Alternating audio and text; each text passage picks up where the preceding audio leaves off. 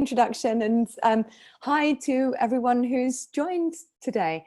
As Paul said, I've hosted quite a few of these little webinars, and through the ones I've hosted, I've really tried to kind of focus on the questions that come up all the time when we're out in market talking to our customers, talking to prospects, talking to just friends in the industry.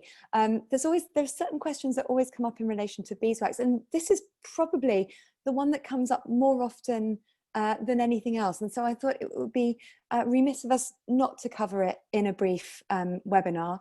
To Paul's point, this is me, I'm Cadi Jones. I'm the Commercial Director for Europe, Middle East and Africa at Beeswax. And so I'll come straight into it today. As Paul said, please do ask your questions in the Q&A function that's part of the Zoom interface there. So first up, when it comes to the difference of, between a bidder and a DSP, well, I think a lot of people might say, well, does it matter?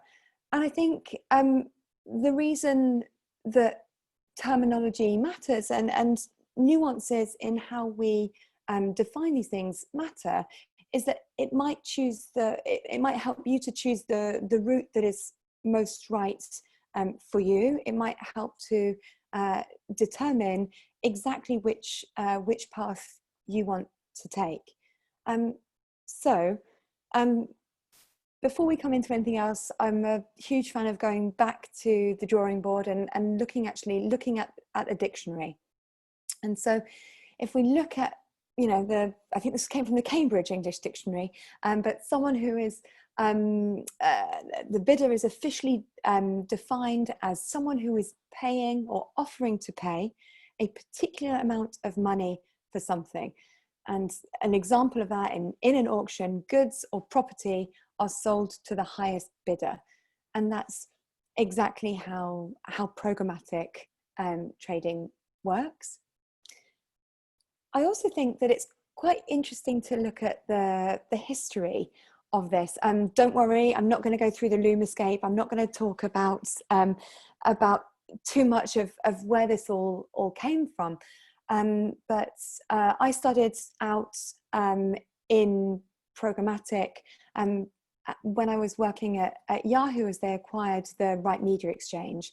And if we go back to 2008-9, it wasn't really programmatic. It was exchange-based buying. Everyone sat on one platform, and there was a brilliant video that the IAB put out back in 2011, I think it was.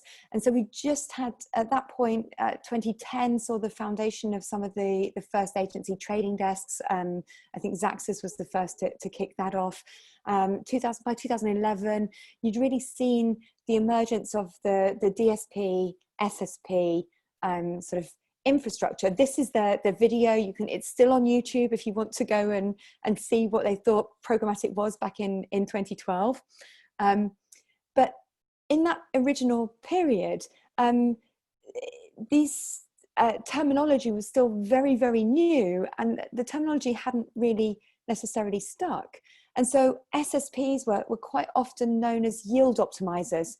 Apologies for the people with from the US who've dialed in. I'm a firm believer of using S's instead of Z's in my terminology. So you can replace the S with a Z, but SSPs were often known as yield optimizers.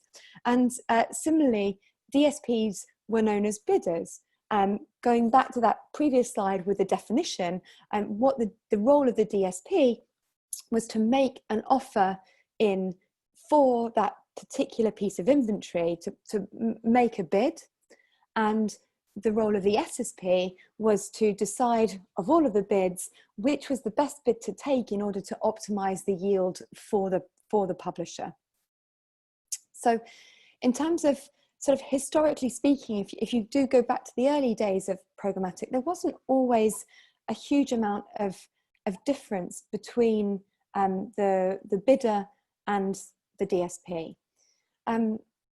But as programmatic has evolved, functionality within these platforms has evolved a huge amount. And I think everyone will agree that the functionality of a DSP has changed dramatically.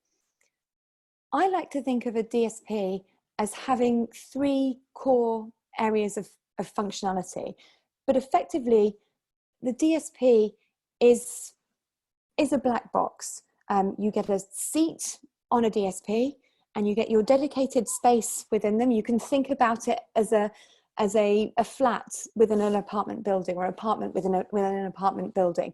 There are shared resources. You know, there's a shared front door, there's a shared elevator or lift for the building, and the building itself is set up so that it has whatever amenities coming into it. So it has gas, it has electricity, it has water, and so on. That's controlled by at a building level.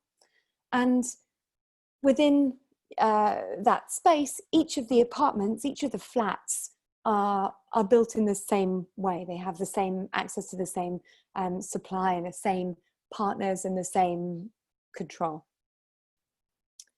So in a DSP, the decisions are made for you, and that goes across the three different kind of core areas of functionality of a DSP.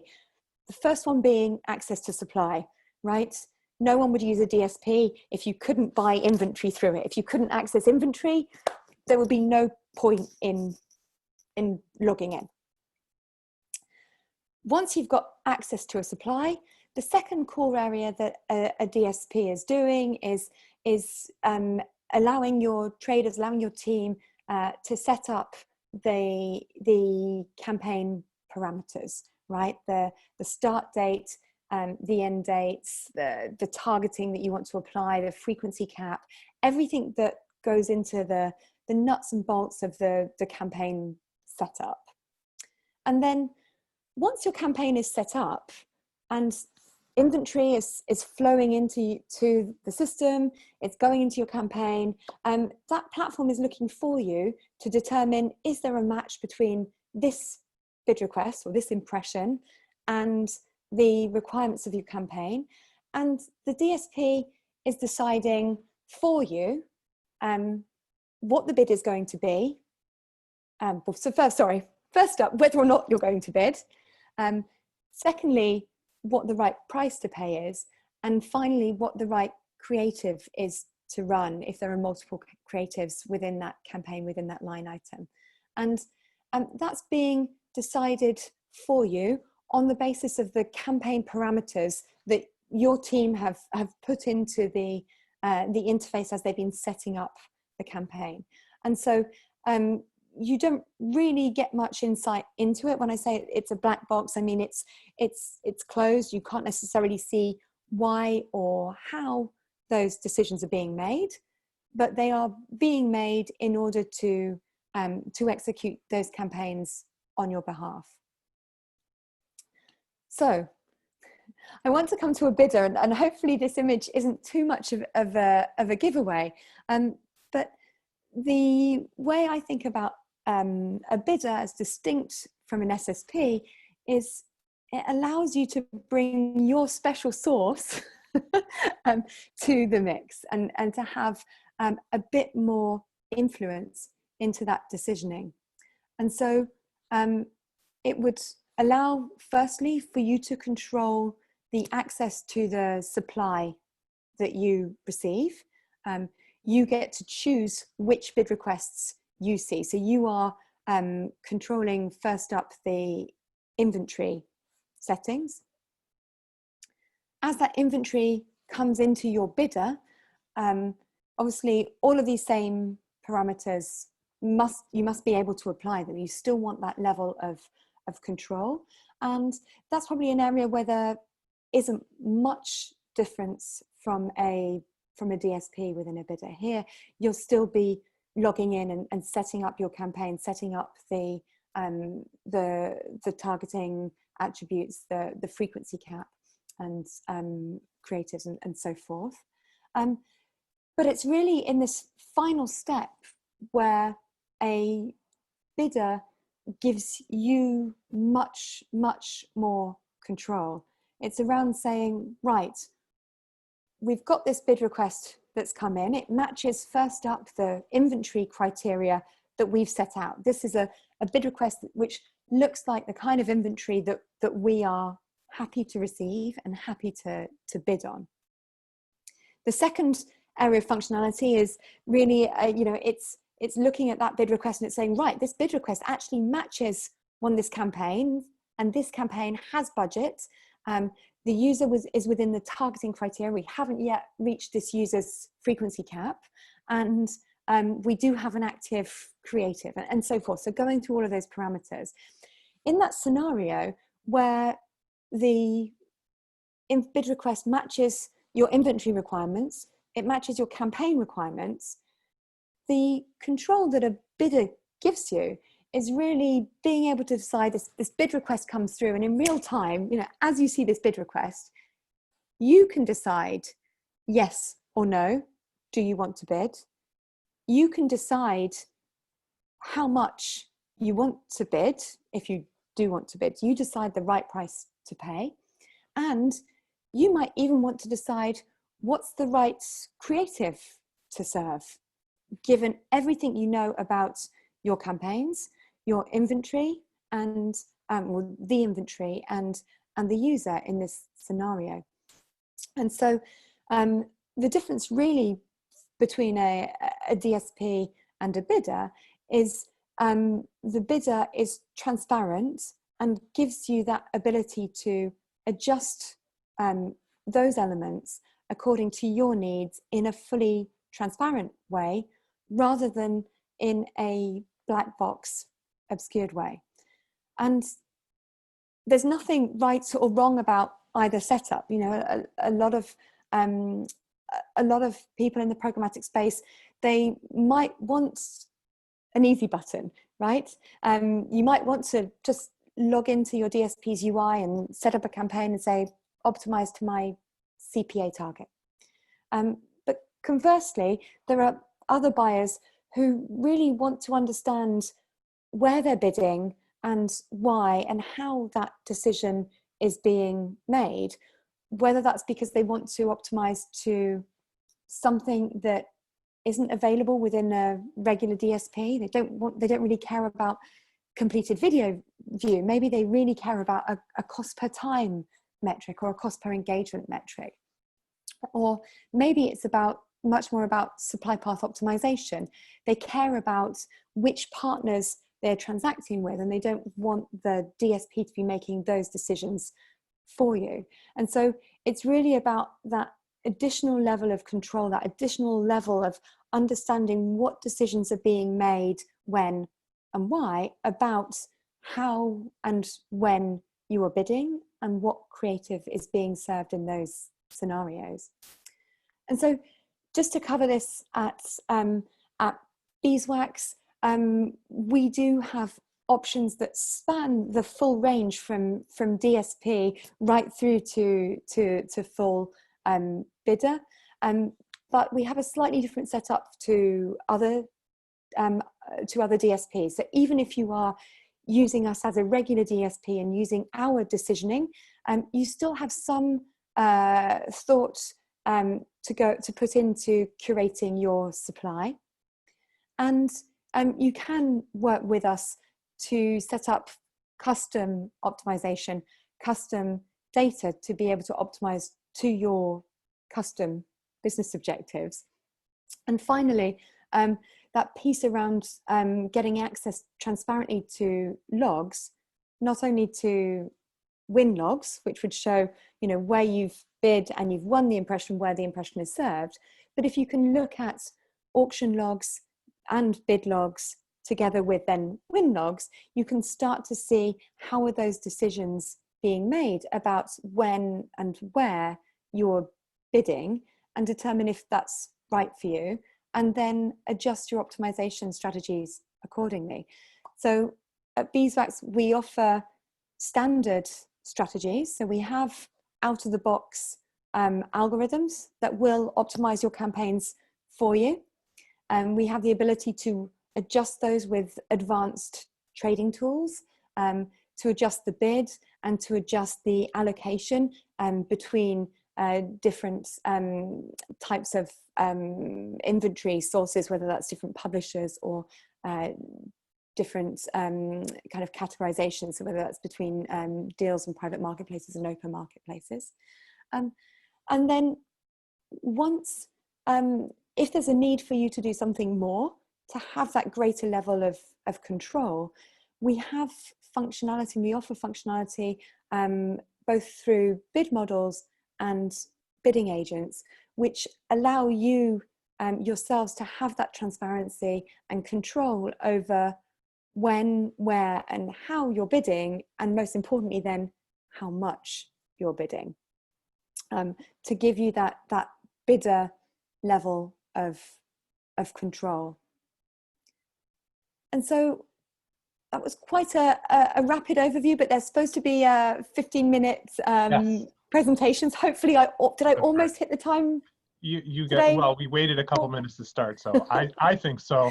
According to my calculations, that was just on or about 15 minutes, which is just fine. There we go. Do we have some questions? We do. So the first one is about cost. So how does this save on costs? Is the very simple question. There are lots of different ways that this can save on cost. Beeswax has a very different pricing model to every other DSP in market. We operate on a SaaS, on a software as a service pricing basis, and we are charging our customers based on the volume of bid requests that we are processing on their behalf. So once they tell us that's I had it on the left-hand side of the screen, sorry, I'm gesturing madly, but that curated supply, once a customer curates the supply, that will determine exactly what their pricing looks like within the platform. Coming into kind of slightly more technical sort of look into this, we quite often see, and there's been some research published independently recently, as it was a joint venture between ISBA, which is the UK equivalent of the ANA. They represent international advertisers out of the UK. In conjunction with PwC, they did some analysis to look at the programmatic supply chain. They found that SSPs fees range between 6% and 25%. And so if you were making a bid at $5, that would be the difference between $3.75 and $4.75 reaching the publisher. I'm not really good at maths. I did that just earlier today, that same calculation. What I found from talking to other buyers is quite often they might see that their DSP is routing a lot of spend through a particular SSP. It's not uncommon for north of 70% of spend to be going through an SSP that they have some kind of affiliation with. If that's happening, that means in this example, the DSP is choosing the route for their customers to buy that inventory. What we find with Beeswax is that a lot of customers, because they are doing their own supply path optimization, will work to find what is the most efficient route to buy a particular type of inventory or this particular publisher's inventory, and they will adjust that flow directly themselves. That's something you can do, just as a really clear example, you can do that with a bidder because you have that level of control. Mm-hmm. You can't do that through a DSP. And so through that supply path optimization, we see a number of our customers able to realize some quite significant savings there. Yeah, so there are really lots and lots of different ways. We could talk about custom optimization and optimizing towards the metrics which are really important to you as well, because that's another way where you can realize real savings. Yeah, and on that topic, and by the way, submit any further questions you folks might have, and otherwise we'll close it out. But on that same topic, our very own co-founder and CEO, Ari Paparo, will be giving a deeper dive into some of those topics, into what really you can do when you have your own bidder through BAS. So those particular cost savings, custom optimization, ability to ingest different identity solutions that are more privacy respectful. And so that webinar, I'll just plug that briefly and send you guys the link to sign up. It's going to be on October 1st at this same time. Won't be 15 minutes because it is Ari Paparo, and he's going to get into some depth. But do bring your questions there as well. And it won't just be about the difference between a bidder and a DSP. Now that we've laid that groundwork, let's get into the next step. Why is that really important? What other reasons might you have for operating your own bidder powered by BAS? So thank you so much for tuning in. It looks like that's the rest of the questions. Thank you, Cadi, for hosting and giving us this really informative walkthrough that really helps level set. And we will see you next time. Hope everyone stays safe and healthy, and tune into the next webinar.